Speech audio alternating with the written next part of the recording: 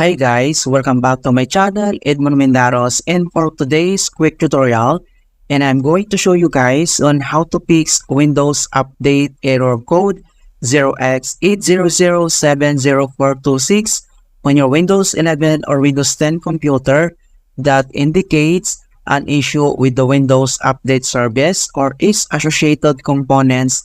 This error typically occurs when there are problems with the background services responsible for the managing and executing Windows updates. And here's some potential solutions for the Windows Update error code 0x80070426. And without further ado, and let's go ahead. So all you have to do is to open up on search menu, and then dito ay kailangan mo lang i-type yung troubleshoot settings, and then click mo lang itong open. And then next step dito sa troubleshoot settings, and then dito sa options ay kailangan mo lang i-select dito yung other troubleshooters. So i-click mo lang ito, and then dito sa other troubleshooters, under dito sa most frequent, and then select mo lang dito yung Windows Update. And then dito lang sa right side ay kailangan mo lang i-tap tong run. So tap lang natin yan. And then kailangan lang natin hintayin na ma-complete yung detecting problems. Okay, so makikita mo dito na troubleshooting has completed. So ang next step ay close lang natin dito. And then dito lang sa search menu, and then type mo lang dito yung CMD or ito yung tinatawag na command prompt.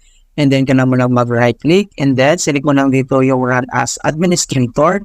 So dito sa administrator command prompt ay kailangan lang natin i-enter ang command keyword na dism /online/cleanup-image/RestoreHealth. So copy lang natin yan, and then paste lang natin dito, and then next step ay press mo lang yung enter.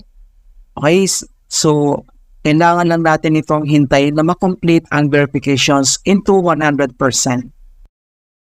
Okay, so makikita mo dito na the restore operations completed successfully. So ang next command keyword na kailangan na natin enter ang type ko ng scan now. So one word yung /scan now, and then press mo lang yung enter. Okay, so beginning system scan, this process will take some time. Beginning verifications, phase of system scan, kailangan lang natin hintayin ulit na ma-complete yung verifications into 100%. Okay, so makikita mo dito na verifications 100% complete. So ang next step ay close lang natin tong CMD, and then dito lang sa start menu, and then click mo lang to restart.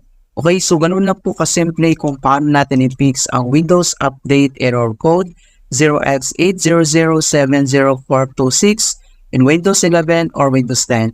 Okay, so please don't forget to like this video, subscribe to my channel for more quality content. Thank you guys, and see you in my next tutorial.